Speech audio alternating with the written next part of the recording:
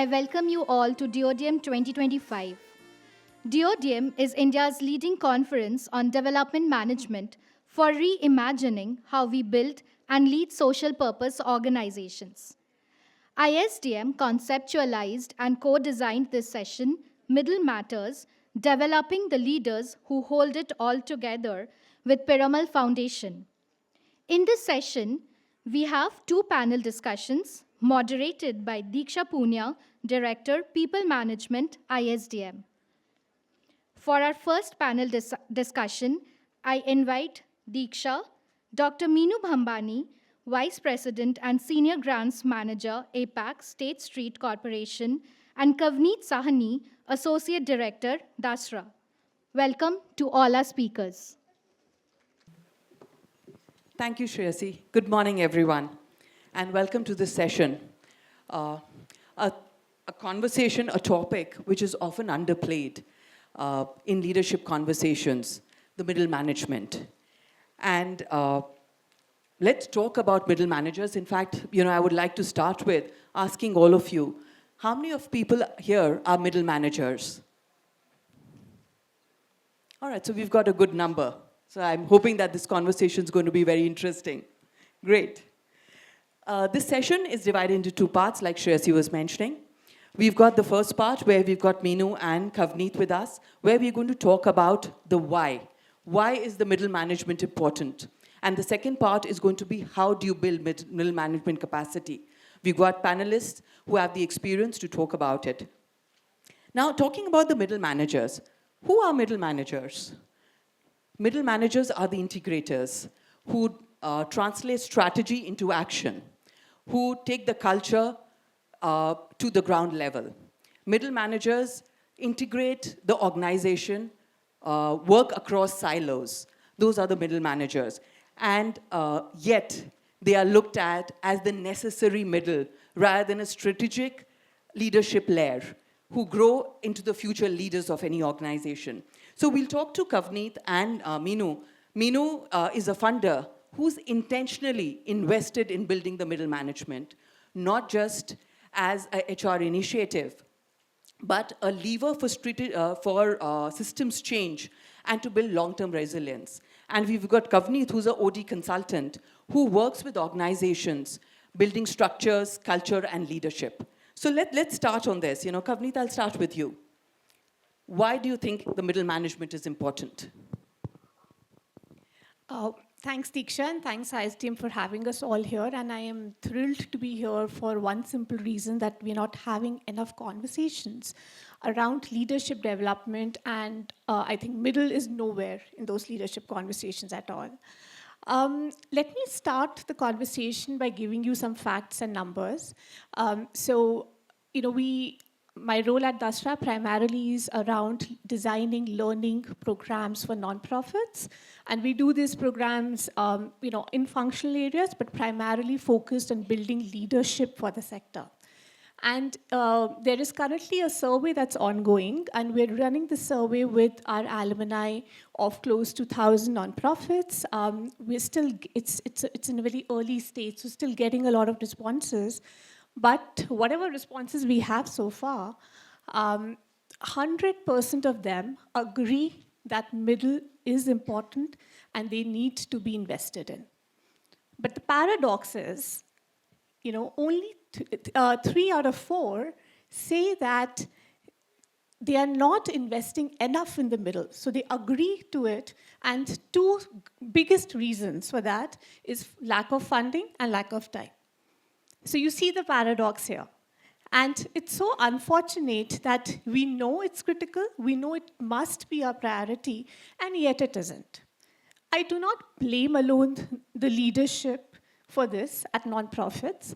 And we're often told that as the middle, we have to take ownership, we have to show the accountability, we have to display those skills. But my question again goes back to the senior management, the senior leadership, that maybe 50% middle, but we also have a lot of leaders sitting here in the room, to say that, are we creating the right platforms? Are we creating empowering spaces?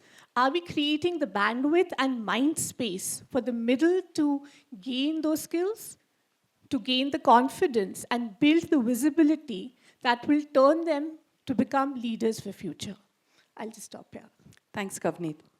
Meenu, Kavneet picked up a very important point of investment into the middle management, or creating the middle management or leadership. You're a funder. You've been funding, like I said, intentionally, and I'm using that word again and again, because intentionally needs to be funded. So what are your thoughts? Why is the middle important, and why have you been funding, building this layer? To be honest, this is the first program that we have funded with ISDM on building capacities of the frontline managers and the middle managers. Firstly, I'm thrilled to be here. I mean, the hall was full. For me, that was like, wow, I have not come to a social development conference which is so full. And this is my first time at DODM. So I'm very excited to be here. You know, Kavneet gave a couple of examples. I will give my own example that when I was working with a nonprofit and when I was in the middle management, I realized that my capacities were not being built to represent the organization strategically before the funder. Whenever there was a crisis, the entire dependence was on that one senior leader. And the middle management did not know what was going on at the top level. So they did not have the strategic thinking, they did not have representation, they did not have voice, they did not have the capacity to be able to take on more roles and be more responsible in the organization. Secondly, middle management was the one which was a bridge between the senior management and the junior management. But in the absence of their capacities, they were not able to even play that role very effectively of that bridge. And I'm on the boards of a few non-profit organizations. Most non-profit organizations are not very big. So there is one CEO, and then there is another layer, and a very few junior employees are there. Now, if there is a crisis in the organization, and for some reason the head of the organization is away for an extended period of time, for health reasons or for whatever reason, the middle management is just crumbling because it has not been prepared to even fill in the gap that exists. So I think that is where it is important that you invest in middle management and keep them ready as second line of leadership to act as an effective bridge between the senior leadership and the junior employees, and more importantly, to be able to have that macro picture, to break the silos. Otherwise, the middle manager is only running one program, and the focus of that person is only on that program, cannot look beyond that program. So the silos are never broken, and the macro picture never comes out in terms of impact. As a funder, as a donor, is there another question, or can I just continue? Why don't you finish this thought? Okay. We did a research 2 years ago. We said we want to go with a data-driven approach as to which are the priority groups we want to focus on. So as a foundation, as State Street Foundation, we focus on supporting organizations that are focused on education and employability of 14 plus. And we said that we will give unrestricted grants. So during COVID, we started this, that we will give unrestricted grants. So we start, for those couple of years, we said we will not even ask you for an impact report, because we know that you have to run your operations and the work that you are doing. You are closest to the problem, you know the solution, and you need people for those solutions. And hence, this is general operating support for you to create impact. After that, there was this whole thinking that should we continue with it or should we go back to supporting programs?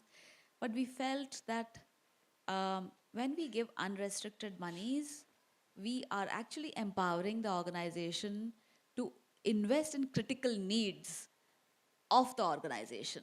So whether that critical need is to hire a fundraiser, to do a research, to plan for a campaign or a new program they want to invest in, they need that kind of support, which a program-driven funding does not give them. And hence we said that, okay, we will continue with this. And also we felt that we want to create a trust-based philanthropy. If everything is tied to program and reporting of the program, then we are not really being a true partner. And hence this consistent focus on unrestricted funding. The challenges we have felt, especially in India or even in other regions, most organizations, when they submit proposal to us, it's again, this is the program we want to do. They don't understand that, this, you can do so much with this unrestricted money. But we keep getting proposals only for a program. We will train these many, you will see this outcome. And what we are trying to tell them is that we want to see not the impact of your program, but we want to see the impact your organization is creating. And when we thought of, so after the research, what came out was that there are certain priority groups which are excluded and we should focus on them. So in Asia-Pacific region, gender emerged, but in certain countries of APAC where we have a presence, gender was not really that much of an issue, especially in countries like Taiwan or China and others where, especially in the workforce, when we were seeing that 80% of our workforce, for example, in China, Beijing office, for example, is women. Mm-hmm. So we have a reverse problem there. So we said, but can we apply the same lens to the social sector? And there we found a different story. And then we said that, okay, we still are not seeing a needle move in the social sector, and that is where we need to invest our dollars on. Meenu, you brought up a lot of interesting points, and also a funder's perspective of how unrestricted funds can help. But social purpose organizations, this is new for them, and all of us are very used to talking about program investment rather than investing in our people. But I like to bring the conversation back, and Kavneet, to you basically. We look at about our research, which is here, shows about 86% of SPOs do not have any funding or very limited funding to invest in capacity building. And Meenu was talking about how if the leader in an organization is not available, who takes it up? We talk a lot about succession planning in the sector. But what have we done? Is the middle layer underutilized, or is it redundant? That is how it is seen? Could you talk a little about that? Yeah. I think a lot of aspects come to my mind here, but I think I'll just say that it's not redundant. But are we making it redundant? That's the question we need to ask ourselves. Yes, I think this middle is being underutilized, and a lot of it is happening because, like you said, Deeksha, is because of the lack of resources in the sector. I think the role that we have to imagine for the middle is not that of only a manager. They are like the connective tissue in any organization, in my perspective.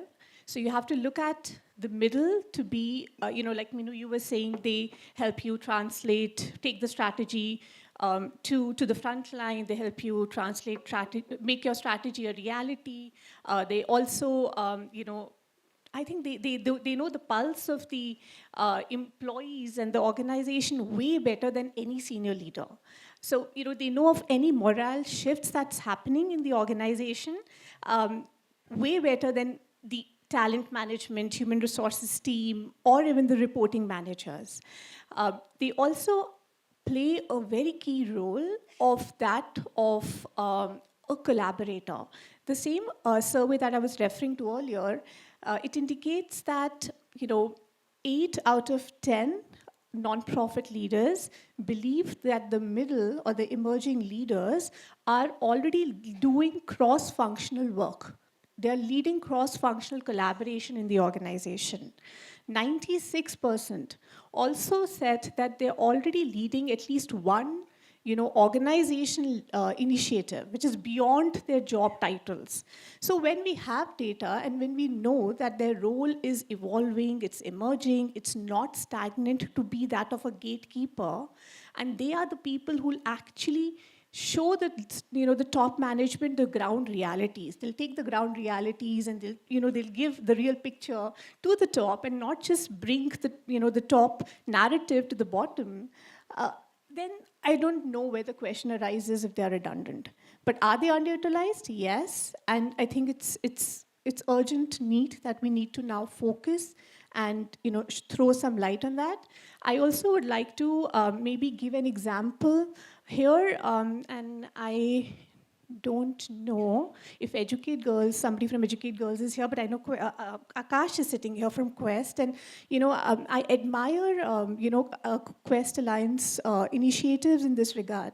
So they have a program called Hack to Future, where they identify 50 leaders, they build a cohort of 50 leaders, and they give them opportunities to play roles beyond their title. And that not only creates confidence, gives them visibility, gives them the skills, but also builds pipeline of leaders in the organization. So I think that to me is something which is easy to do. It's not, it's not that expensive. You don't need big budgets for that. And even Educate Girls, their talent strategy, the 3 Ps that Safina often talks about, which is purpose, proximity, and profile. So they hire from the communities. Most of their hiring is done from the communities.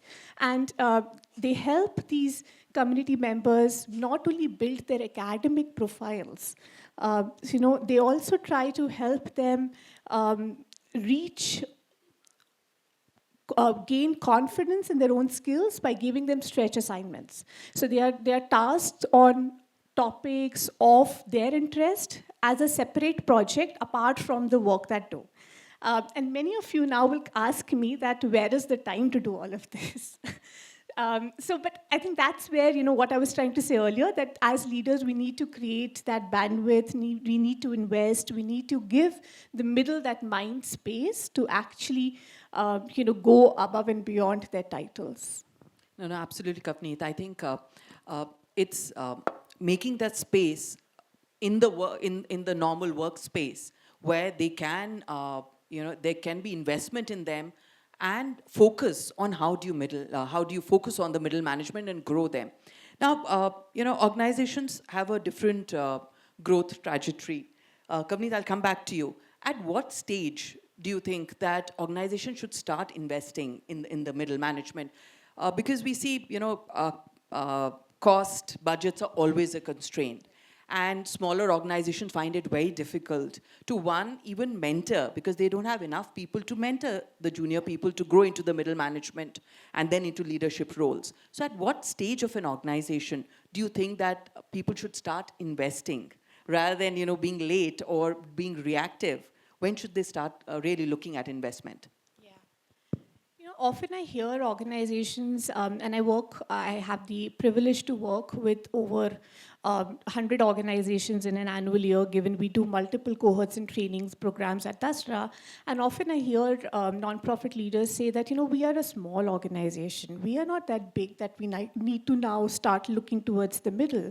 I try to reframe that question to them, and I say that, what is your fear and why do you think that? And often they bring up, say, maybe attrition, resources nahi hai, but attrition bhi hoga, so, and I'm like, okay, if attrition happens, one thing that you're doing this for the sector, but maybe that will help you retain talent. And also think a little bit about, if you don't invest and they stay, what is that situation going to look like for your organization? So these are questions I think we all need to ask ourselves as senior leaders. But to come to your question specifically, I think look at the complexity that your organization is going to manage or is managing. And as your organization grows, and if your organization is scaling rapidly, I think that is the time when you need to start really thinking hard about how are you strengthening your middle, and not when you are at the cusp of, like, now you're geographically expanding, new talent pool is coming out, the funder pool is shifting, there's so much to manage. Maybe a little before, be better prepared for that. And if you have already invested in people who believe in the purpose, who will take the mission of your organization ahead, who will be culture bearers for your organization, then that scale journey will be very smooth. Also think of when your organization is undergoing any change. This change could be because of more talent pool coming in, or certain shifts happening in terms of your program consolidation, expansion, but also in terms of if you are adopting new data, technology, AI tools. That's where a lot of organizations are thinking. And if you have these changes coming into your organization, the middle in your organization can be either the makers or the breakers for that change to be managed. So I think those are some indicators. And I also want to say that watch out for some early signs that you're ignoring your middle. And these signs would include your strategy stalling, not converting into execution, or operational inefficiencies coming in, or lack of communication breakdown happening. So do watch out for these early signs to know that maybe it's high time and you need to start investing in the middle. Thanks, Kavneet. Meenu, coming to you, you said you've just started a program for investing in the middle. What sort of outcomes are you anticipating, change in outcomes, when strengthening the middle in organizations? Must have thought about an end result that it will come, would be different from the other organizations where this investment hasn't been made. If you could just throw a little light on that. Yeah. So I think what we would like to see is the organization getting strengthened because of this investment in middle management. And this middle management, after the capacities are built, are they taking on more responsibility? Are they now being in the are representing the organization externally? Are they involved in the strategic thinking and processes of the organization? I think these are some of the things that we will be looking at in terms of outcome. The first cohort, I think, will be launched next month. And so quite excited and looking forward to what will be the outcome really after those 3 months. But we also understand that this work is hard work. So this unrestricted pool is also the patient and the risk capital for you to experiment. And well, everybody wants success, but and that is why you invest, that this is the outcome I want to see. But we are also willing to see if it has not worked. There is another organization, I met Sneha here yesterday, Atma. So we are supporting Atma as well. And they build capacities of non-profit organizations for an extended period of 2 years. So the way they deeply get engaged, I think it's a model worth emulating for many capacity building organizations, because a 6-month boot camp or a cohort-based approach may work for some but may not work for many. But with this kind of in-depth intervention in capacity building, may work for a lot of organizations. So that is another example I wanted to put out here.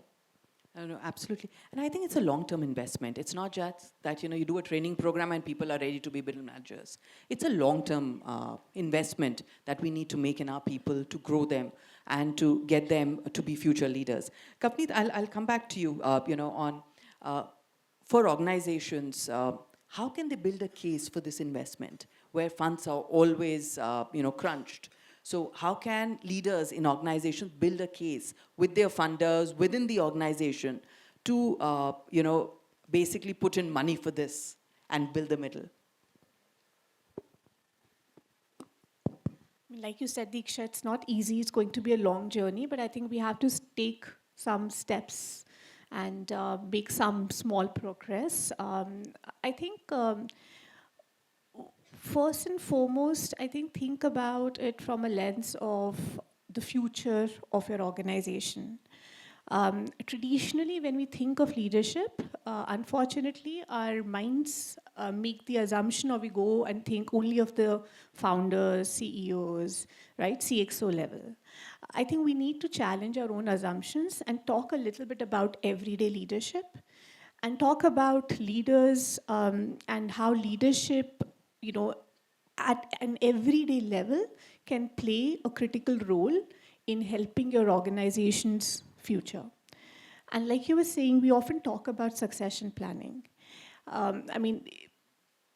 COVID was a great, was a great lesson for many organizations where very unfortunate incidents happened. People lost their leadership, people lost team members, and it was a sudden, very sad, but sudden realization on how do you, what do you do now? Like, who's going to manage, and who are you going to ask to step up and take more responsibilities? And of course, that's a very harsh case that I'm talking about. But I think generally think about, 5 years down the line, who's going to be the next head of programs for your organization? So use that visionary lens that we often use to scale our programs, create impact, bring that lens back inward into your organizations and be visionary when it comes to talent development, talent management. I think another thing is that if we want to prioritize the senior management, okay? Let's for a minute think about, okay, you have the CXOs, you have the second in line, and right now, maybe you are too stretched, and you want to focus only on those two layers. But to enable those two layers to work well, you will somehow get to the middle. If you don't build the middle, the seniors are going to burn out because they will be stretched and stretched how? When their role is to go out, build visibility for the organization, focus on the growth, they would be doing, firefighting in the organization. And that, again, is not where we want our organizations to be. Similarly, if you want to have your, other senior leaders in the organization take up more ownership, take up more responsibilities. We often hear founders, CXOs talk about, I always have to go as a speaker. Can I have others? Why don't you all go? But again, are we creating that mind space? Are we building that visibility? Are we, empowering them? Are we, giving away that accountability to the senior leaders? And then if they are gone, who is firefighting for them back in the organization? So I think if we think of these questions, it's not a very difficult case to make. Yeah, please go ahead, Meenu. So most social purpose organizations are also very tiny. They don't have, in terms of growth opportunities, the pyramid is very narrow. So it's not that people are going to, from a associate program manager to senior program manager to, and then what happens? There is no other layer because the founder is there or the CEO is there. So how many people can aspire to be the CEO? Yes, succession planning is important, but let's be practical that small organizations are small organizations. But how do you also think in terms of growth? Because it's very natural and very human for people to think that I am not growing, I am stuck. But investing in their capacities and the lateral movements within the same layer is also a growth opportunity. So investing in that middle management, not only showing them that, okay, there is a path which is hierarchical and you will go up, but there is a path that is more lateral and horizontal, where you can move around. Sure. Please go ahead, Kavneet. This reminds me of another example that I thought it's relevant to share. So lend a hand, India. Yeah, so Raj was mentioning this to us in one of the sessions that, so what they do there is they're creating mini lahis. So, they, along with the day-to-day job, they're also helping their mid to senior leaders think of any initiative that they would want to build outside of lahi, which interests them. So you're actually thinking about the sector and you're building like, mini lahis, or you're creating entrepreneurship in the sector, and which I think is one of the key skills that we would need as we move ahead in the sector. So that just reminded me of this example, but I think I completely agree with what Meenu is saying. And I think it's a little bit of mind shift that we also as middle management need to bring in, to say that the opportunities can also expand horizontally, and think of, how it will help you build those skills for the future. Thanks, Kavneet. Meenu, quickly, last question before we open it up to the audience, because we like to hear questions from the audience also. As a funder, how do you advocate with other funders the importance of investing in this? Because this is not seen as something which is tangible, and it's a long-term investment. So how would you advocate with other funders?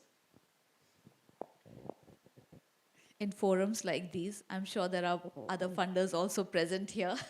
So I'm using this as an opportunity to advocate for that.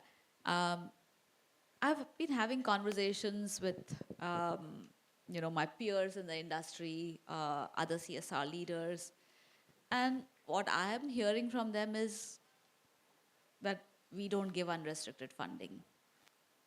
I have not come across many organizations which are giving unrestricted monies, unless they are like independent foundations. But from the CSR, it's not happening. Everybody thinks that the law is sacrosanct and law only says program, but capacity building can also be a program which a lot of CSR heads can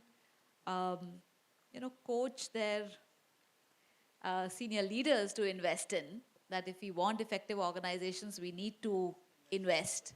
I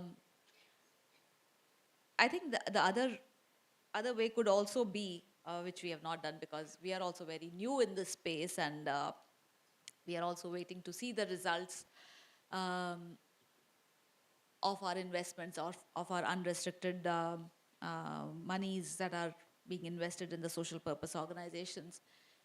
That once we have those outcomes, we want to put it out. When we did this research as to which areas we should focus on in the APAC region, for example, we published a white paper. Now it is available publicly, downloadable from State Street Foundation website. So making that knowledge public and not keeping it with ourselves that, okay, we are very proud of what we are doing, but we feel that we cannot be alone in this. If we want to create long-term impact on the sector, then we need more hands to join. Thanks, Meenu. To the audience now, would like all of you to reflect. Where is your organization currently? In their journey, do you think, all of you are investing, or as middle managers, do you think your organization is investing in you? Or is it just a reaction to the growth? Would like you to reflect, and please, the floor is open for questions for both the panelists.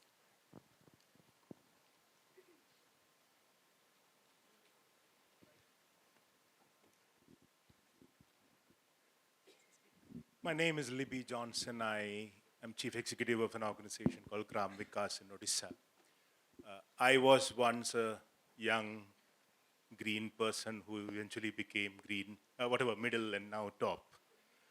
As long as we are talking about middle management as a label to reflect an idea, I guess we are talking relevant. But if you are trying to look at low, middle, top management, the way scientific management for the businesses were addressed, I think we are going down the wrong path. Because the kind of work organizations like Gram Vikas do, we cannot differentiate for three reasons. One, resources and availability of talent. Two, the nature of our work. Because we go and tell our our partners in the community to work collectively, where hierarchy is not a possibility. And the third is, of course, future of the sector. So if you look at it that way, then we need to imagine middle as people who do both thinking and doing, because there is the other spectrum which is just doing. And the top, not so much as thinking, but protecting the thinking. And if we look at that way, you will find a lot of organizations in the room that I personally know actually invest in middle management by allowing young people to take responsibilities. The fact where I agree with you is there is not enough investment happening in a structured manner.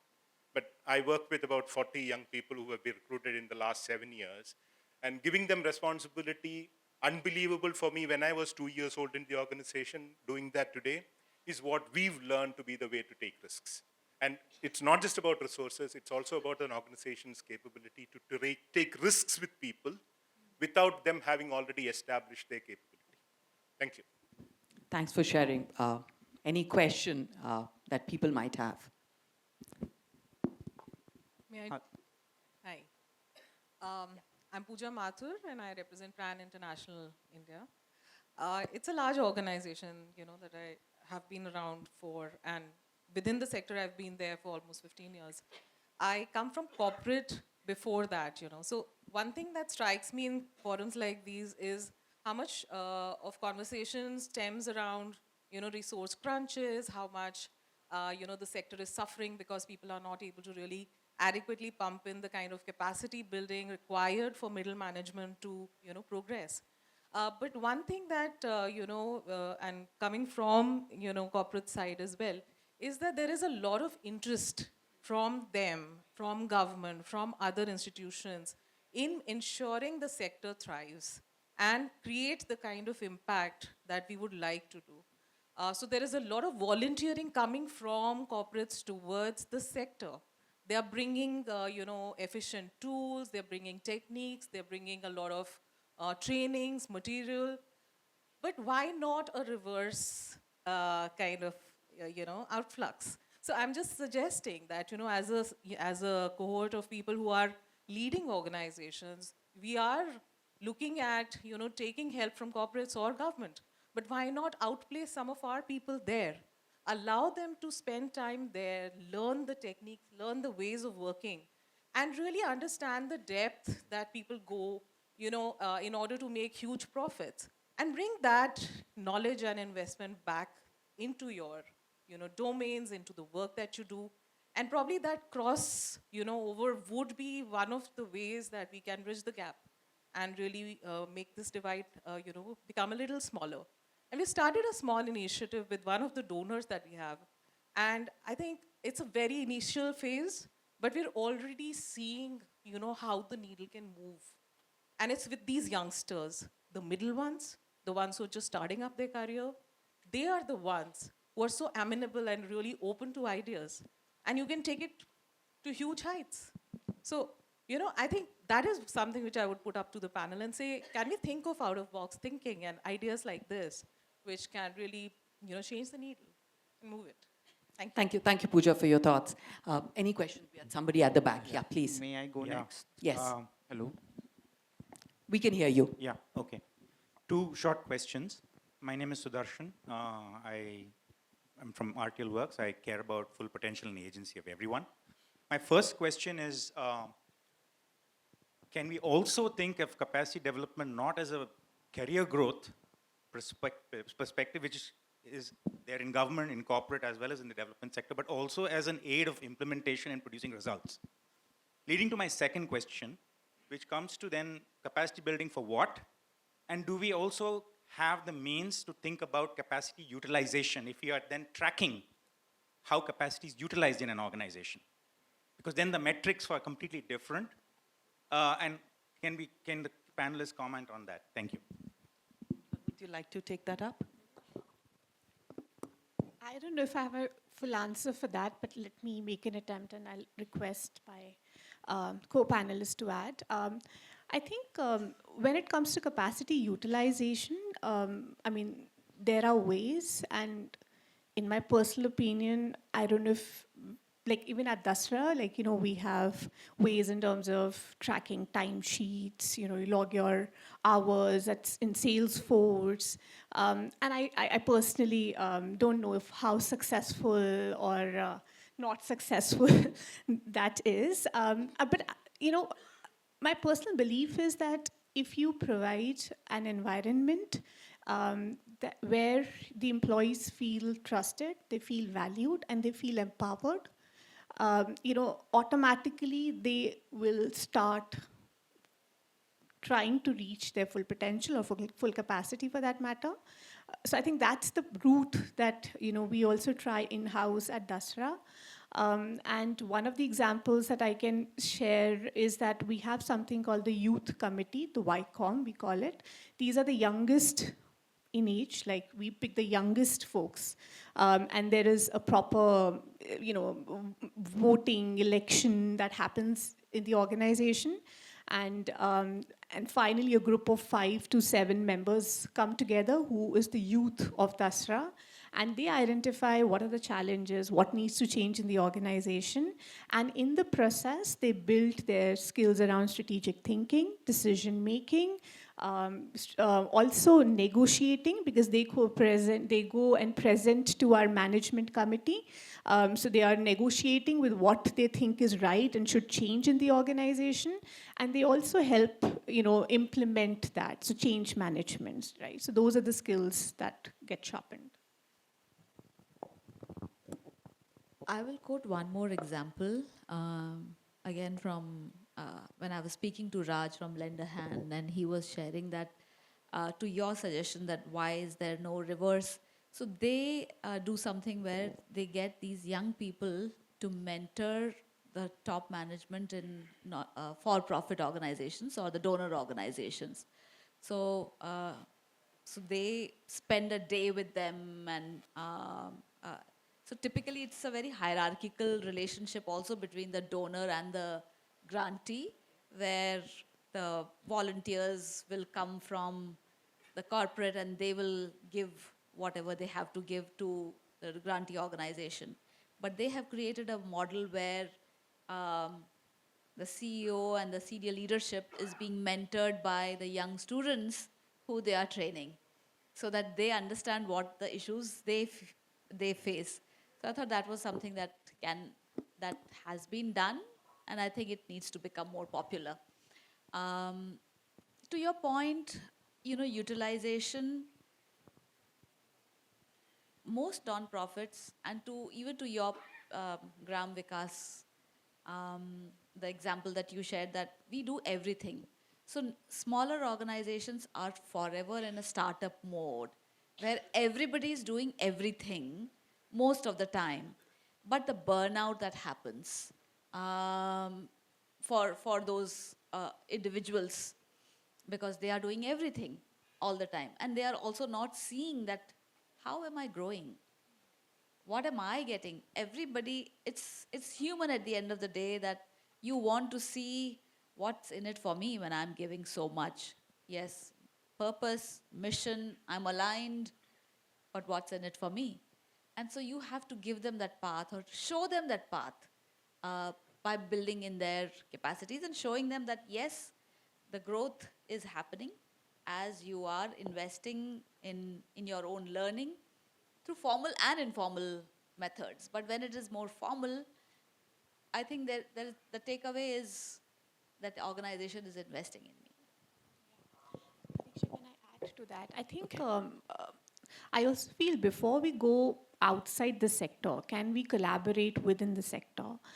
Back in 2023, I remember we had brought together 20 to 30 of these were large nonprofits, and they had come up with an idea to say that, can we, and the topic was how do you strengthen talent for the sector, and they wanted to experiment. At least the idea came up. We've not made any progress in that direction, but the idea came up in terms of, can we have collaboration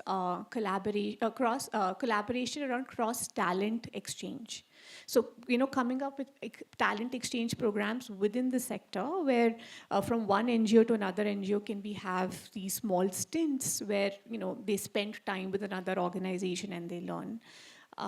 So yeah, intent is there, but I think a lot of work needs to go in that direction. We are out of time, so Meenu, why don't you add your thoughts, and then we'll move to next set of panel then. Yeah, the kind of battles that we have to fight sometimes within to champion this and advocate this.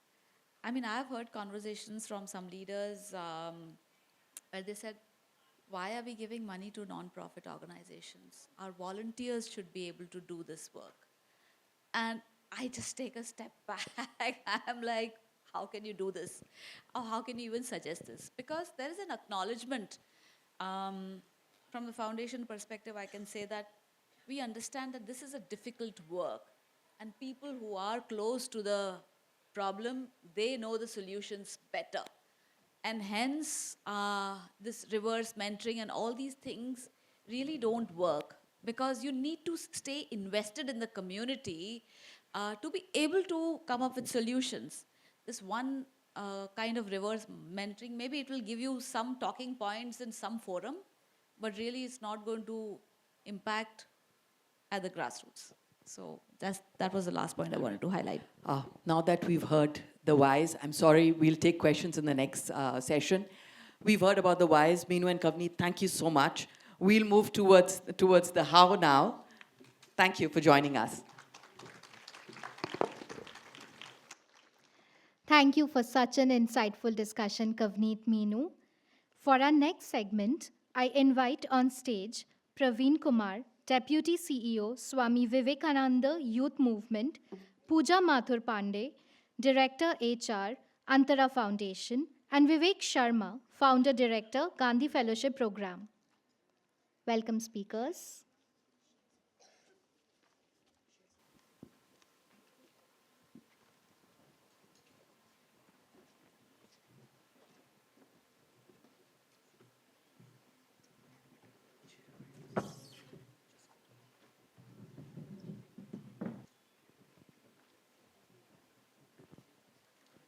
While things are being set up, our next panelists are three leaders who come from the practice, from a lot of deep practice experience in the organizations, where they've really scaled organizations.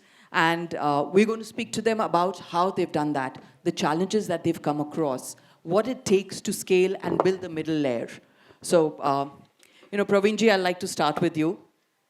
SVYM is 800 people strong, 800 plus people strong. When did you start realizing that it was time to invest in the middle management? Good morning, everyone. There are multiple incidents which have contributed to that. So I'll just pick up a couple of them which contributed to that thinking. So in the late 90s, when we were about 15 years old, we had this well-wishers meet. And one of our well-wishers in the meet had challenged the founding team. It's great that you're doing a lot of work in one tribal area, but India needs 1,000 NGOs like SVYM. So what are you doing for the sector? Was a quick challenge that was put to the founders. So that forced the founding team to start thinking about, we have learned a lot of lessons of running the organization by doing all the work ourselves for 15 years, but how do we articulate whatever we have learned and how do we catalyze such work being done elsewhere? So that was one part which contributed to that initial thinking. 15 years later, when the organization was 30 years old, the founding generation was close to 50 years old themselves, and then they realized that we have to make that transition. So without actually publicly announcing an agenda, it was sort of decided that within 3 years, the entire founding team will move out of day-to-day operations completely.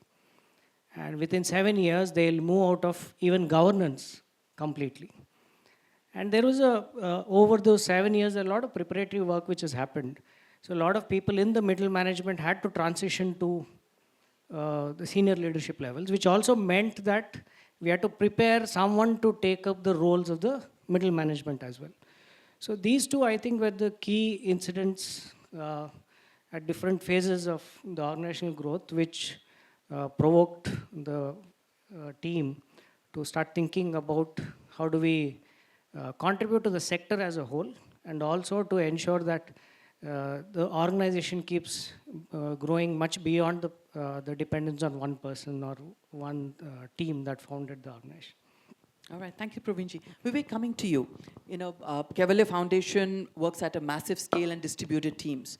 What was the tipping point for all of you? And also, you run the Gandhi Fellowship, which is building the middle management capacity. So if you could talk a little about that.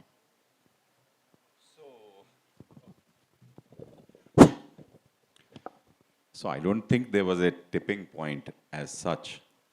I think we got into doing what we do primarily because we felt that there was a need पूरे देश में ज़रूरत थी इस काम की. So the fundamental principle was scale. And our thesis was that if it doesn't work on scale, then I'm not interested in doing it. So that was the sort of a priori position. But I think there are some structural flaws in our sector. And I think we have to sort of recognize those before we understand the problem that we are solving. See, the moment you say capacity building, it looks like glass half full, जैसे अमित ने सुबह के session में बोला. मेरा कहना है कि capacity, मेरा muscle थोड़ा weak है, इसको strengthen करने का ज़रूरत है, which means I am inadequate. I mean, that thesis itself, I think, is an imperfect thesis. I think it's to build my talent. Today, I am capable of X, and tomorrow I am going to need to do Y, and then, henceforth, so on and so forth. So it's about my growth. So the culture that we have built, and, people laugh about it, but मैं हमेशा बोलता हूँ कि मैंने ज़िंदगी में कभी काम नहीं किया. Really, I mean, I'm not the person who's supposed to run the ops of my business. और आज से 10-12 साल पहले एक कोच मिले थे हमें जो कि टाटाज में young professional program lifetime चलाया था. And he told Aditya and me, he said, your fundamental job is to serve those who are serving the community. I'm not supposed to run the ops. In fact, joke हुआ करता था Gandhi fellowship का, काफी यहाँ पे बैठे हैं, कि दिखाते हो विवेक शर्मा और मिलता है ईशान शर्मा. So मेरा कोई उनका गांधी फेलोशिप प्रोग्राम चलाने का, I was never mandated. It was others who ran it. So our fundamental KRA was to build people who built our organization. So in that sense, my top has got very little ops roles, what we call X-axis.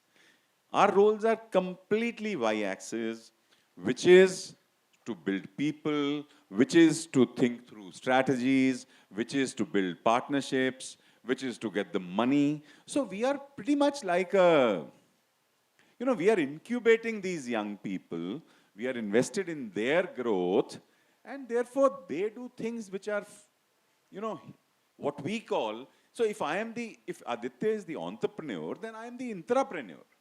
So we hire intrapreneurs who will be fundamentally entrepreneurial. And now once you have entrepreneurial people working with you, or once you skill them in that dimension, I think, sky is the limit. So organizations will only grow if you have talent which is better than you, below you. So therefore, the structure of social sector per se, I think at least in these times, because जो 1950-60 में शुरू हुआ था, that was one nature of problem that we were tackling. But today the problem is not of rights. I mean, the problem is of, finally delivering service. And I think these younger people are far more capable to work do the real outreach, and for old fogies like me to step aside. So that is the nature of the organization I think 21st century needs to imagine. No, I think Vivek, you brought up a very important or highlighted a very important point that it's not about organizations being inadequate from people perspective, but as organizations grow, what do they need? And Pooja, I'll come to you. You know, Antara works at the rural as well as with the government. Now, having worked at the ground level, a lot of your people are at the ground level. How do you build their capacity?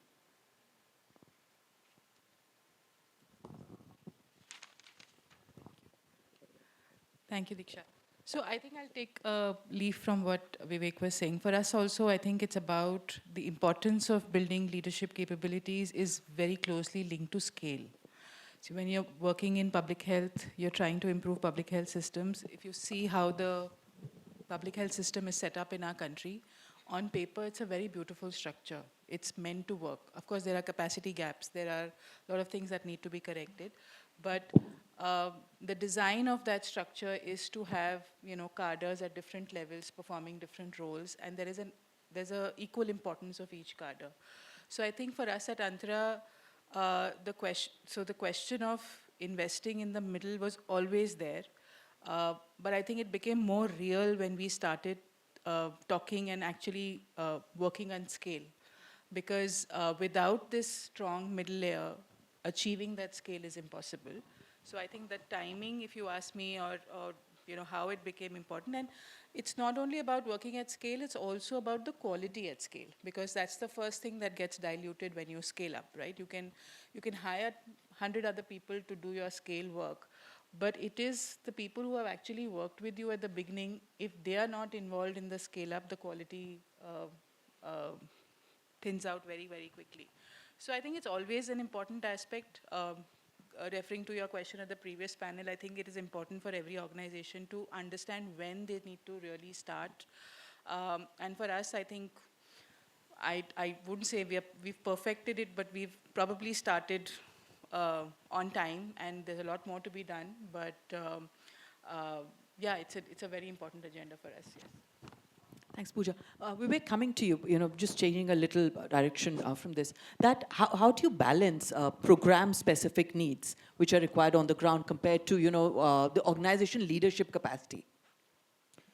So, boss, I'll tell you a secret. We've never raised money for our people, our Gandhi fellows. When we went to the donor, we said, हम education बदलेंगे, हम public health बदलेंगे, हम TB करेंगे, हम पानी करेंगे, हम वो कहानी सुनाते हैं. But actually, we run a Gandhi Fellowship program. So I think the imagination is कि मुझे पैसा program के लिए मिल रहा है, इसलिए मेरे पास capacity building के लिए I can only spend 10% of my budgets. But actually, what is the asset? What is the single asset that the entire impact sector has? I mean, there is nothing besides talent. हम लोग के पास कोई real estate नहीं होता है, हम लोग के पास कोई बहुत लंबा चौड़ा पेटेंटेड आईपी नहीं होता है, हमारे पास सिर्फ टैलेंट होता है. सो मुझे ये सवाल ही सही नहीं लगता है कि टैलेंट के साथ टैलेंट पे सिंगुलरली इन्वेस्ट करना. So I am saying the strategy to create change in a village or in a cluster of ASHA workers who are impacting the community. What is the strategy? It is not to work with the ASHA worker only. I mean, I cannot build a program design of going to the ASHA worker. It is the communities, because हमारा rhetoric तो यही है कि communities उठेंगी तो service level improve होगा. So हमें आशा नहीं, हमें communities के साथ काम करना है. Communities के साथ कौन लोग काम कर रहे हैं? कम्युनिटीज के साथ हमारा जिसको फ्रंटलाइन वर्कर बोलते हैं. अब फ्रंटलाइन वर्कर कौन है? The innovation that we did was Gandhi fellowship. I mean typically the frontline worker in the not NGO sector is the lowest paid person, is the lowest educated, lowest paid, and probably the least empowered person. That is how our sector is structurized. हम लोग जो दिल्ली में जो incompetent, superfluous लोग हैं, जो अंग्रेजी बोलते हैं, जो strategy करते हैं, जो donor के पास जाते हैं, I mean, we are a different type and they are a different type. The beauty of our organization was that we chose the brightest, smartest, the spunkiest young people to become our frontline workers. हमारा theory of change ये था कि जो नौजवान college से निकल के जो McKinsey गूगल में जाने का सोच रहा है, can I direct her at a minimum for 2 years to work towards nation building? तो शुरुआती पहले 3 साल में तो हम सोच ही नहीं रहे थे कि ये हो पाएगा. And हमारे back of our head was scale. So we said 100 करेंगे. 100 करेंगे तो I'm telling you, one of our key designers of the program, Niharika Vora, I am Ahmedabad की बड़ी famous professor है. निहारिका कहने लगी, you are running a human lab. Is it scalable? हमने कहा scale नहीं होगा तो हम बंद कर देंगे. So the point being that leadership's role in an organization, I think that itself needs a reimagination. Now my point is, India में एक wicked problem है nutrition. हमारे पास, we are a food surplus country, लेकिन हम nutrition index में दुनिया में सबसे नीचे बैठे हैं. क्या ये rights का issue है? मुझे लगता है कि PDS हमारा food grain आखिरी block तक पहुंच रहा है. There are warehouses in the last, divisions of the country. It's a distribution issue. तो हम लोग जो generation थी, जो इंडिया गेट पे नारे लगाती थी कि ट्राइबल का राइट दिलवाना है, but actually it is just a last mile broken system distribution, which is a bit of a tech, which is a bit of logistics management, which is a, only a young person can solve it. I can't. तो अगर हम इसको invert नहीं करेंगे सारी imagination of the social sector को, तो मुझे लगता है कि these wicked problems are going to I am going to die. In any case, मैं 2 साल में retire हो जाऊंगा. When I started the, fellowship, I was at 30s. तो ये problems वहीं की वहीं रहने वाली हैं. So I think leadership needs to step aside, and I'm saying create a, middle, build the middle. So जो आपने आकाश वगैरह जो काम करते हैं, ये लोग जो एक प्रोग्राम चला रहे हैं, I forget the name, जो Chandrika put, huh? So the mention of educate girls, fundamentally, how do you give them stretch projects? Yeah. And now you said, and I noticed, कि stretch project के लिए time नहीं है. अरे stretch project अगर तुम्हारी bottom line और top line में contribute कर रहा है, तो तुम उसको time create करके दोगे. और अगर वो stretch project उसके लिए meaningful है, she will find the time. Lateral entries. I mean, people, अरे घनश्याम जी तो राजस्थान कैसे चलेगा अगर घनश्याम जी नहीं होंगे तो?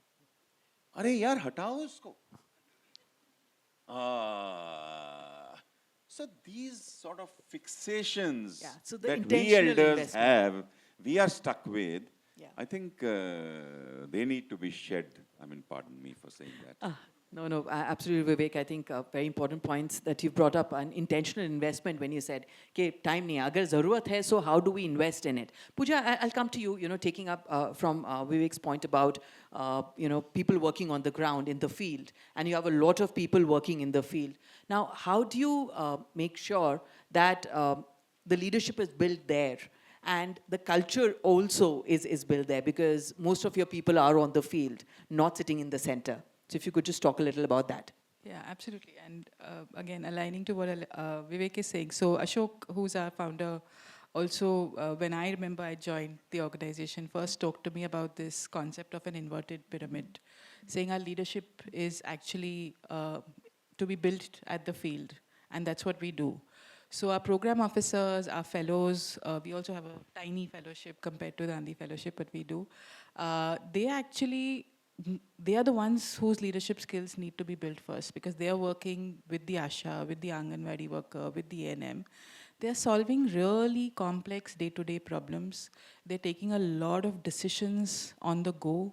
they are analyzing data, they are working with empathy, they have to work with a lot of humility, they have to navigate a complex public health system, they have to talk to the block level person, get him convinced to do something that is not happening.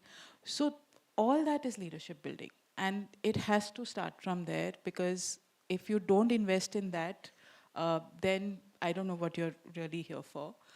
And then when we come to the middle, that is the layer which has to actually build that leadership in the frontline teams that we have. And what we have tried to do, or we are trying to do right now in Antara Foundation, is to create more middle layers without creating hierarchy. So what it basically means is that we create more supervisory or coaching or mentoring kind of roles, which don't necessarily need to manage people as managers, but need to teach people, to coach people. And it's really interesting how much of leadership you can learn by coaching young people. Because the fellow will come and ask you the trickiest existential question, and you will have to answer it. And if you can't answer it with pure honesty, they will not trust you. So building that trust with the team, working with a lot of humility to say, look, I can learn from a young person.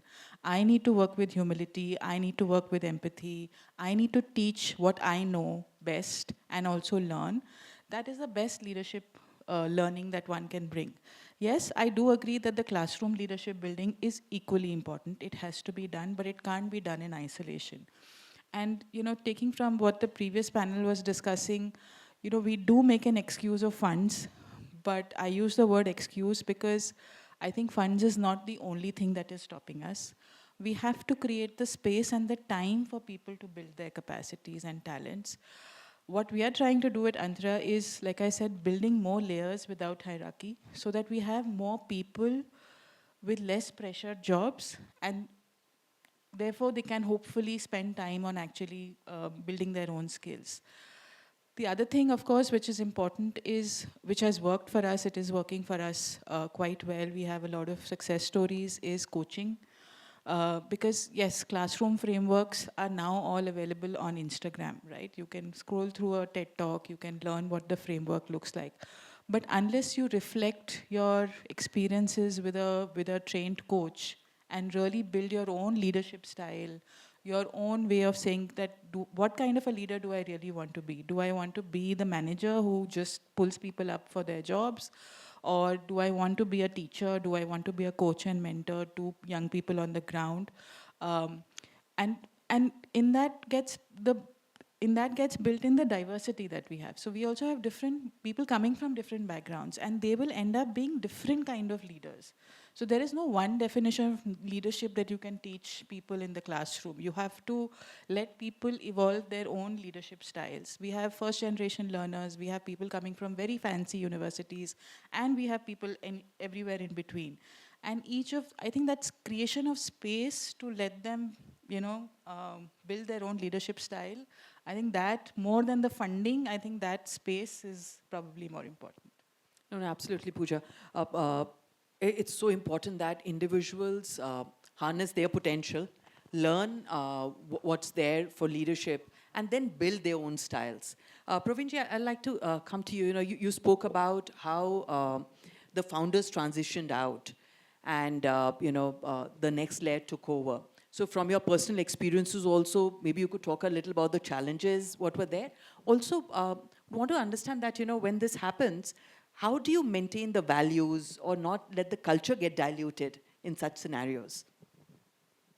Yeah, in the transitioning process, I'll just come to the transitioning process in a bit. But I think the key ingredient throughout was what type of an ecosystem we create. So like when I was first coming to SVYM as a volunteer, when I was still a student, I was repeatedly told that SVYM is a platform you can come do something that you want to do your bit to the society. So that for me, being a teacher, being a science teacher was something which was something interesting that I wanted to do. So our founder one day challenged me on my way back to college, he said me, he asked me, would you want to come and teach science to the tribal kids here? Now, I thought that's an interesting challenge to take, so why not come back and do something? That's how I made this decision to come. I took this decision to come and join SVYM. And many of us in SVYM actually came that way. So it is not that we were inspired by the philosophy or Vivekananda or anything that brought us to SVYM. But once you are in the system, you get through the grind of what is happening. And there is a lot of space that was provided to challenge status quo. So one day I walked up to our CEO and I told, do you think that we should have a particular value on the board here? And he said, yeah, why not? And then he gave me about 45 minutes of time to discuss and debate that part. We would have random ideas, and there was space for us to present an idea. And if the idea was found to be worthwhile, the entire organization was behind that one idea. So creating that ecosystem was a very crucial part of nurturing talent from people who join at the grassroots level. After that, then came the second part. Now, when the leadership wants to sort of transition out, in 2015, our founder, he came back to the governing body as president of the organization. He spent about 6 months going around the organization, met almost every employee in the organization. And then he writes a long 3-page letter to some of us in the organization. He says, by 2018, I want our organization to be so and so, and he puts 14 points there. And then he says, to discuss these, I want to meet all of you. And he calls 18 of us into a room. And there's a fixed date. So all the who's who of the organization are there. I am the youngest in the organization who was just 5 years into the organization at that point. And then he says, I have the grand vision for the organization. Transition was not one of the 14 things that was mentioned. He says, this is my vision for the organization at the end of 2018. This is where we want to be. And those 14 points were then broken down into actionable items which were attached as deliverables for each of the 18 people there in the room. So every month we would meet on a Sunday because the routine wasn't to be disturbed. So everyone had to sacrifice a Sunday that way. And we were put through very, very harsh reviews on those deliverables. Now, many times it would be very embarrassing to say that I couldn't do it. And then we got used to it, saying that I couldn't do it. But then in this process, there was also an enabling ecosystem that was created where people would ask, okay, what do you need to help you do that? And then 2.5 years after this process, one of those meetings, Dr. Balu, who is our founder, who was just walking around the room and said, I think time is right when we start thinking about transitioning. And he just keeps walking around the room and says, Praveen, will you look into this? Savita, will you look into this? He taps the shoulder of 5 people and they become the core team who run the organization today. But that 2.5 years of this crucible experience, we did have fallouts. We did have people who left the organization because of that. But that was a sort of a grinding experience which created people who knew what it takes. And even after there was 6 months of shadowing that happened with the CEO, where we were not to take over the roles immediately. So a very structured transitioning process that happened in our organization actually helped us grow into our roles. So I mean, in hindsight, it all makes sense now. In my first meeting, I was still wondering, why am I sitting here? And then 3 meetings later, I realized my deliverables list actually increased from the first meeting. 2.5 years later, I was head of education. And 3 years later, I was deputy CEO SVYM. But the entire process seemed, I mean, makes much more sense now. In the, we did have a lot of ethical conflicts in this, like should we do this or not? The biggest advantage was throughout this process and even today, though they are not into any governance role, they are available for any discussion that we want to have. And that's the same with the core team that we have, which is into the management with the governance or even the foundings generation. And it's not that every, ethical practices or the value systems are not spoken about as unwritten rules, but are being spoken as about a culture which can be challenged, which can be spoken about, which can be discussed, debated. And only through that comes ownership. So today, the value system that we have is not something that has been handed down by a founding generation, but all of us believe in what we are doing and why we are doing. So that has brought in a lot of ownership. And every day we travel with the founding generation. You learn by observing them. Our mindset, like I keep joking that with our CEO, if we were to come to Delhi and we were to spend 48 hours here, so throughout the calculation, I mean, would be that how do you make the best out of 48 hours here at minimal cost? So where do you travel, how do you travel, where do you eat, whether you eat or not? All those values get imbibed when you live through that experience. So that was done very, very well in our organization. So we would hate that at that time, but in hindsight, it looks a memorable experience. Thank you, Praveen ji. This is very interesting, what you're talking about, how leaders working to talk helps people learn.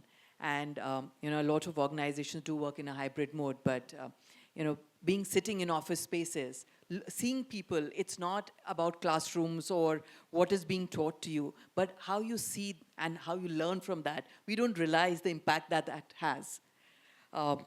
Moving on, Pooja, I'd like to come to you. Kavneet had touched upon attrition. A lot of fear that organizations have is that we invest in the middle and they will leave. So what has your experience been investing in the middle? Antara has invested, created the middle layer as you scaled. Have you seen attrition, more retention? What has your experience been? Or is the attrition the same? Let's not talk about attrition. It's too soon to say, Deeksha, I think, because we've started this journey very recently. I don't think we have enough data to say this, but since in the morning we were talking about hope, I think there is hope that it will ultimately impact in better retention, because it does give, like I said, if we are able to genuinely create space for people to grow their talents, grow their capacity, do more, do different things, hopefully they will stay. Because this is actually, I mean, the first layer that we've been able to create right now I feel very envious of that layer, because it's a very beautiful place to be in. You have no managerial responsibilities, and yet you're learning how to manage people in a very safe space, because you're not accountable for their deliverables, but you're teaching them. And you're also learning from your own manager and the leadership about skills that you need to grow into. So I'm hoping that this will attract people to stay with us, but too soon to say. Vivek, I'll pose this to you differently. Within your organization, growing people at the middle management and getting lateral hires, how do you balance this? So first thing I want to sort of, if people leave my organization, I'm excited. They are enriching the planet. I mean, these people are not my sort of, slaves of this organization. Just because we have invested in, your black belts, therefore they should serve us for a minimum, contracted period after that. I mean, that's so archaic, so old, last century.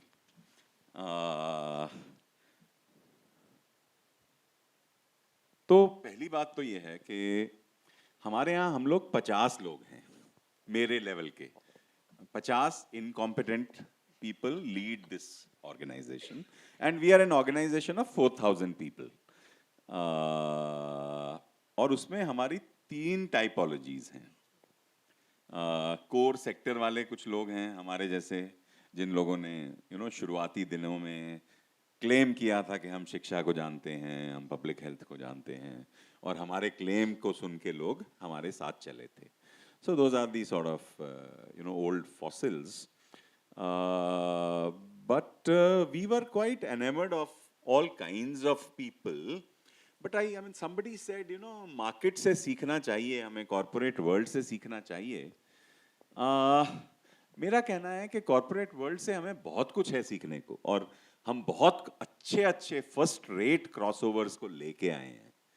But frankly, मेरा उनसे पहला सवाल होता है कि यार तुम आए हो, I mean, is it because you didn't become partner? Is that why you are coming to us? Because एक तो तुम 50-55 साल पे आ रहे हो. You earned your sort of bonuses over there, and now you're saying कि अब बुढ़ापे में हम थोड़ा जन्नत का इंतजाम करेंगे. Doesn't hold good. So where do you stand on your sort of, existential personal journeys, and how do you, because देखिए, please understand, मार्केट में शेयर होल्डर वैल्यू के लिए काम किया जाता है, which means that shareholder and board is sitting above you. हम लोग काम करते हैं, our reason to exist is the communities. So the basic thesis that market principles will work in social sector is a flawed idea. So my point is that you were very good at delivering shareholder value. Now, can you unlearn that and relearn something to deliver social profits? Now, that's a paradigm shift. I can tell you, and मेरा अनु के साथ, अनु प्रसाद के साथ मतलब ये पहले दिन से जो लड़ाई चलता है कि तेरे 90% लोग को मैं नहीं हायर करूंगा, है ना? It's a clear, I mean, that's the basis of our friendship with Anu. But there are spectacular people with great hearts, great experiences, who've been extraordinary to our growth. एक एक्सपेरिमेंट हमने और किया था, हमारी एक नेवल ऑफिसर की बीवी हमारे साथ काम किया करती थी, तो उसने कहा कि IIM अहमदाबाद में सुपर एनुएशन से पहले फौजी अफसर उनको एक एग्जेक्टिव MBA करवाई जाती है. तो मैं वहाँ पे गया था और मैंने उनके साथ में 4-5 घंटे गुजारे उन फौजियों के साथ, colonels and brigadiers, and actually I found 3-4 amazing people, because Fauj has this paradigm of service before self, welfare of my people, my troops, nation first. So we wanted to decode that. And that has also been a very interesting learning. These 2-3-4 people have actually, rewired us on how to improve our own processes. और आखिरी चीज जो तुमने learning, I mean, adult learning के principal classroom से नहीं निकलते हैं. एडल्ट लर्निंग के प्रिंसिपल मतलब आप लोग कैपेसिटी बिल्डिंग के नाम पे ना सारे स्टाफ को देश भर से किसी अच्छे से रिजॉर्ट में ले जाके कुछ अच्छा पैसा खर्चा करके कुछ अच्छे लेक्चर देना शुरू कर दोगे. मुझे लगता है कि adult learning, adults don't learn in a classroom. I mean, the last I went was in a classroom was 30 years ago or 20 years ago or 10 years ago, जो भी उसका. So how do they learn? Again, markets have figured out adult learning principles, because markets को ये समझ में आ गया है, for greater profits they have to do continuous comprehensive upgradation of learnings. So how do they create that? What are the executive learning programs for our sector? They need to be crafted, I mean, they need to be invested in. It's not a plug and play from other sectors that can be just कि हाँ यार program management तो सीखना पड़ेगा, because time sheets or blah blah, बहुत कुछ ये हमने market से सीखा. But time sheet is primarily to analyze for your own self, because most of the time we are doing what is urgent and not what is important. And a time sheet told me मतलब आदित्य ने पीट पीट के यार time sheet करो, मुझे नहीं देखनी है लेकिन खुद एनालिसिस के लिए करो, एंड यू रियलाइज कि आप इंपॉर्टेंट पे समय गुजार ही नहीं रहे हो. Most of your time is being spent on urgent. So how do you rewire yourself? How do you retune yourself? And therefore, how do you then create the coaching, learning mechanisms for things that will, make prosperity happen? So that's the paradigm that I sort of feel that needs to be again inverted, as someone said, one of the earlier panelists said. No, absolutely, Vivek. I think it's very important that we understand that there are best practices that different sectors have. How can we learn from them? It's not that you can just put them learnings from the social sector into the corporates or the other way. You need to customize them, see what will work and how it will work for us to be able to do it. Praveenji, last question to you. At SVYM, what is one practice that really worked for you in building the middle management? You spoke about a lot of things, which can be replicated, which can be a learning for people who are trying to build, trying to grow, and build that middle layer. One of the things that I can think of is creating these lateral transfers within the organization, which was also mentioned in the earlier panel. So I'll just take one example to elaborate on this. So as an organization, as we were growing, we realized that we were spending about 12 to 15 crores annually on purchases, whether consumables or one-time capex and all that. So we realized that that is one area where we need to be slightly more efficient. Now we need to put someone there whom, so you will not get someone who is well trained there. So we thought, can we get someone within the organization whom we trust? Now that is organization's money that's being spent to set up a purchase department in the organization. Even we don't know how to set up a purchase department. So we picked up someone who was working in the education sector, who had been with the organization for 5-6 years. We know that he can be trusted with every rupee that the organization will spend. But we gave him the responsibility of setting up the processes to set up a purchase department and run it for a year, after which he'll be moving back to education. So time and again, we have tried to create such opportunities of, can we give them some responsibility where they'll be deputed for 3 months, 6 months, 1 year, which is moving them away from core responsibility of what they are good at. This is because, I don't think a good teacher will make a great principal. Right? I don't think a good doctor becomes a great CEO of SVYM. Now they require slightly more well-rounded skills. So creating these lateral transfer opportunities. So constantly looking out for opportunities is one way. The second thing, there is a discussion around, do we get funding for this? Now, if SVYM is able to save money through more efficient purchases, you have got your funding there. So I don't think we need to rely on very structured programs always, but we can find enough opportunities internally itself. So that's one thing which I think we have done fairly well. Thank you, Praveenji. As we close, there are a few questions for all of you to reflect upon. And if we start the Q&A, I have a question for the audience, especially the middle managers. We spoke about attrition, and which is a real problem in the sector. What makes you stay in your organization? I'd like to hear from the audience. As a middle manager, what makes you stay in your organization? Or what should your leadership do to retain you? If people could, talk about it, if they feel comfortable. Can we have the mic here, please?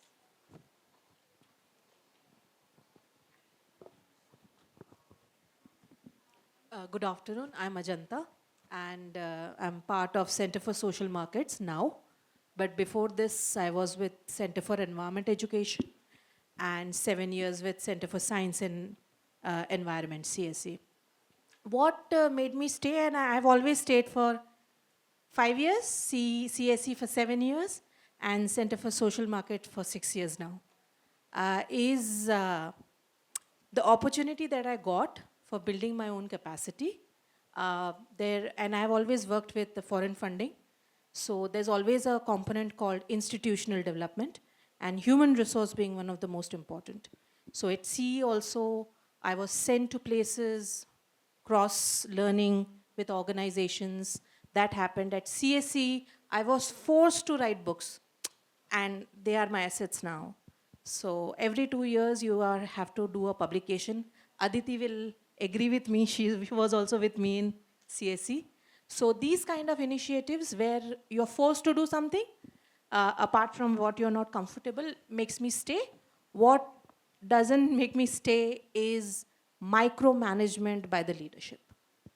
I think there I'm not growing if I'm micromanaged, and which especially happens in small setups. Yeah. Thank you for sharing. We have somebody else who wanted to share. Yes. I am Tanaya Saha. I am basically a consultant from institutional development, capacity building, and urban development. 15 years in this field. I wanted to say there's no single answer to this, what you asked for, because it depends on the personality and the values of the individual, as well as the organizational scope being provided. So often organization doesn't have a very detailed link to organizational development vision and the person's vision, how they stitch into the organization's line. And that makes the middle managers leave because they come in between. The youngsters are very excited. Do you have a personal experience? Because the idea is to get some personal experiences that people have had, why they've stayed.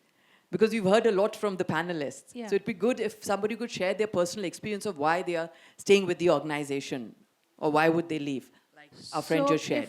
If I was 8 years in German Development Corporation, GIZ, it made me stay because of the office environment of provisioning different trainings, and also me representing the company in different ministries and states. That was my values, being seen for my work.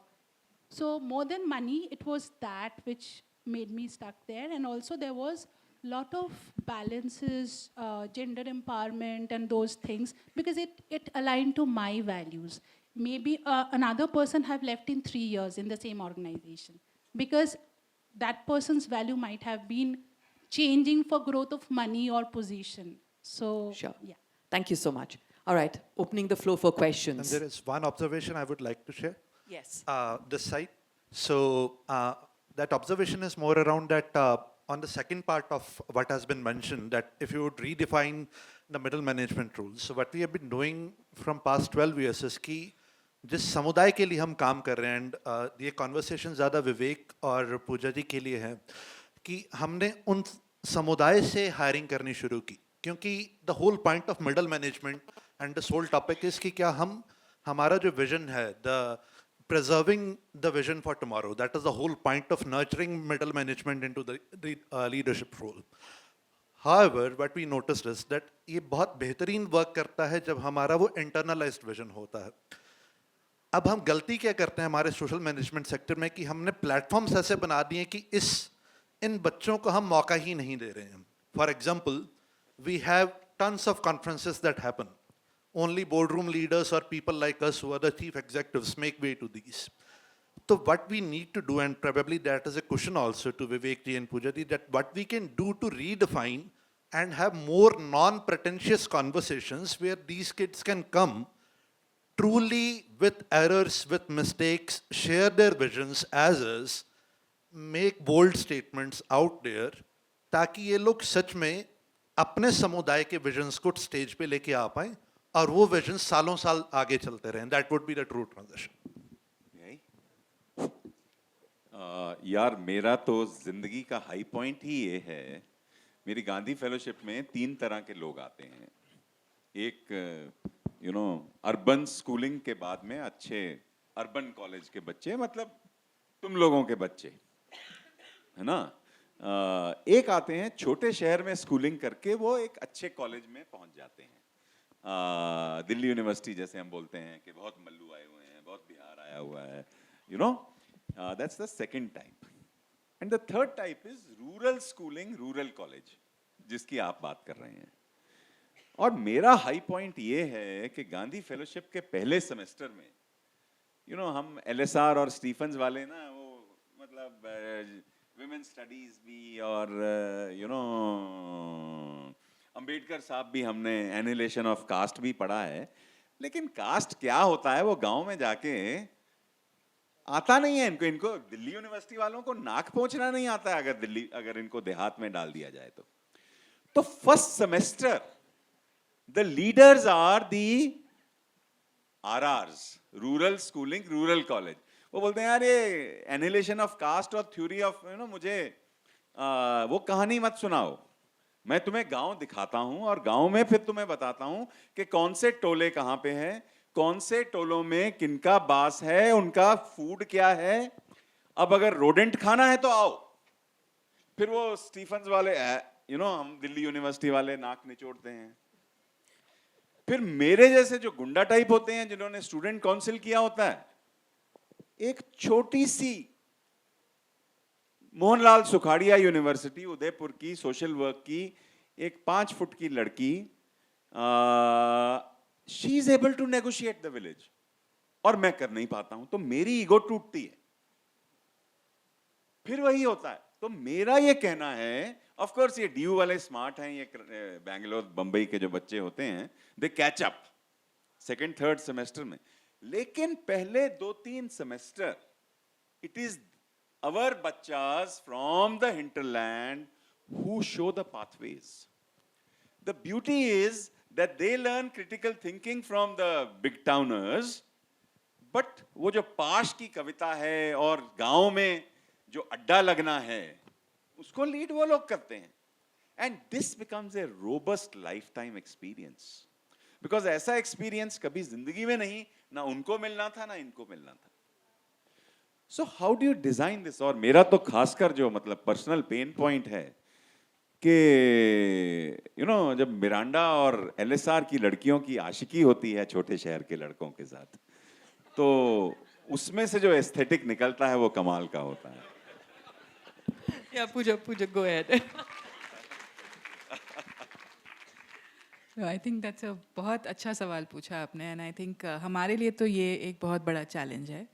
I would say fellowship में एक बहुत अच्छी opportunity है इसको थोड़ा सा solve करने के लिए, बट जो उससे नेक्स्ट चैलेंज है उसका सवाल का जवाब मेरे पास भी नहीं है कि फेलोशिप के बाद क्या। 1 साल के बाद जब अर्बन बैकग्राउंड से आए हुए लोग फेलोशिप कंप्लीट करते हैं, उनके पास बहुत ऑप्शंस होते हैं, वो हम भी उनको ऑब्जॉर्व कर लेते हैं, वो पढ़ने चले जाते हैं।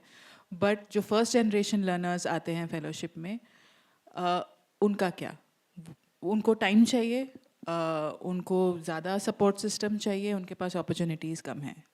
But that's a real struggle that we are trying to solve when we have an answer hopefully soon. But a very very important point of how to take them forward. Entry हो जाती है, but आगे कैसे लेके जाना है उनको, middle management में, उनको सीनियर मैनेजमेंट में और ऐसे फोरम्स में कैसे इंक्लूड करना है, वो सवाल अभी भी है।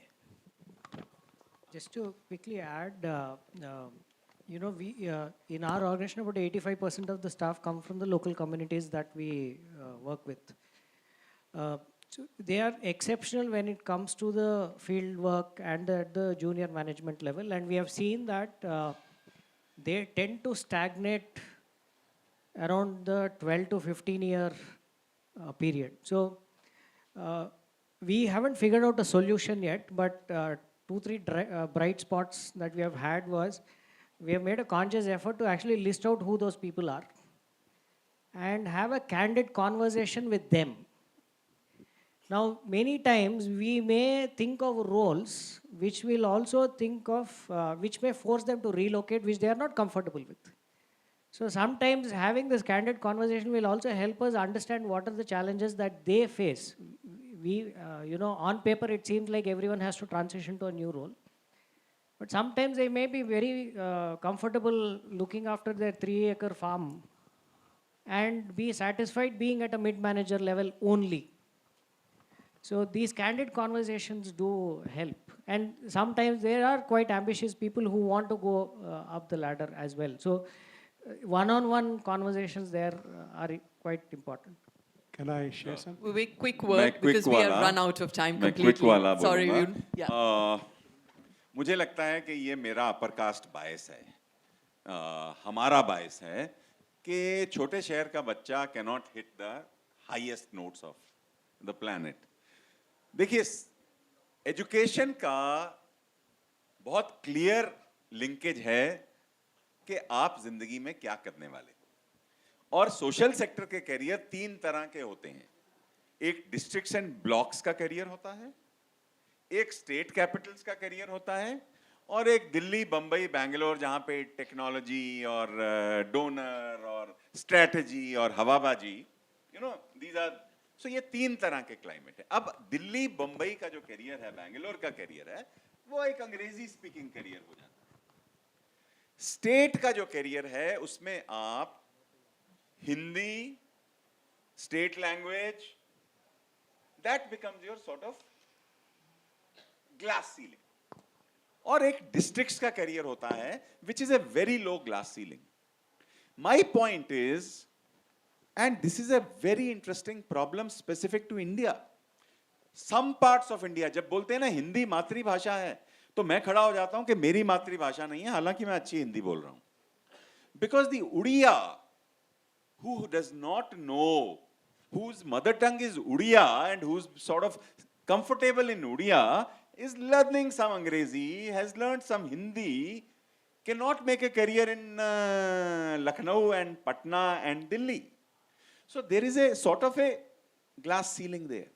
So you have to help them imagine their careers, help them realize कि भाई अगर हिंदी नहीं सीखोगे तो उड़ीसा का ही करियर है लाइफ टाइम का.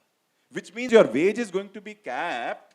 डिस्ट्रिक्ट का वेज 35 से 50 का है, स्टेट का वेज 50 से 75 का है. सारी उम्र इसी वेज में रहना पड़ेगा. बट अगर आप इसको हिंदी की तरफ ले जाते हो, अगर अंग्रेजी की तरफ ले जाते हो, अगर टेक की तरफ ले जाते हो, अगर क्रिटिकल थिंकिंग की तरफ ले जाते हो, with your ops experience, with your, you know, child of the soil, nativism, you can be the best people for anywhere on the planet. But problem क्या है कि we are not able to decode social sector careers the way markets have decoded. True. तो ये हमें थोड़ा सा अपना अगर खोलेंगे तो बहुत क्लियर है कि बॉस तूने अपने अगले 5 साल में what are your development dimensions that you will build, and that will help you build your careers. Vivek, sorry, I'll have to cut it short here. We are already over time. But we've heard very interesting perspectives. I'm sorry, we are really over time. So thank you so much, everyone, for such an interesting conversation. I think we've heard multiple perspectives on the whys and the hows and the experiences that everybody's had on the middle managers, and I'm sure all of us really understand that how important this layer is. I'll also like to invite our panelists, Kavneet and Meenu, to come on stage for a photo session. And let everybody come up. And audience, please don't leave. There is a launch. We'd like you to stay and just hear a few words, about our launch also. So please, would request all of you to sit down and just wait for a few more minutes. Thank you. I would also request Maitreyi Mukherjee, Bricklayer Postgraduate Program in Development Management, ISDM, to felicitate our panelists as a token of our gratitude and appreciation. We would like to share a little bit about the certificates today and how these resonate with our values. The certificate presented to our speakers marks a small planet-forward step by growtrees.com, which wants to allow users to satisfy a private purpose of greeting someone through an e-tree certificate while doing social good by planting trees.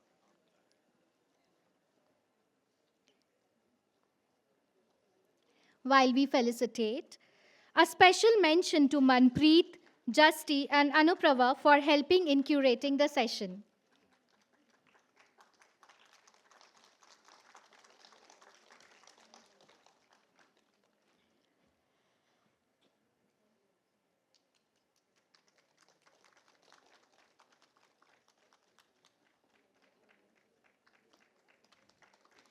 Thank you, Maitreyi. Request all speakers to please grace us for a photograph.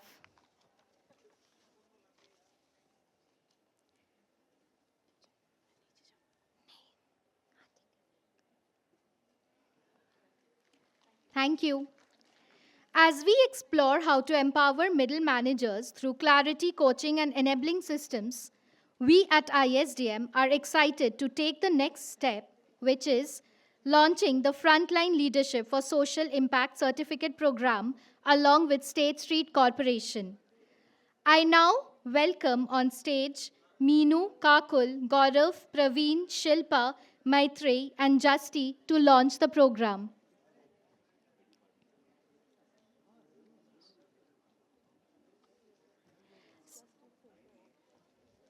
Savita ma'am from SVYM, please come on stage as well. And while we get prepared, let me brief you about FLSI. FLSI is designed to equip frontline professionals with leadership and development management skills, creating a pipeline of grounded leaders who can grow into effective middle managers and beyond, strengthening the sector's leadership from within. From the field to the frontline leadership, FLSI marks a new chapter in building resilient social purpose organizations.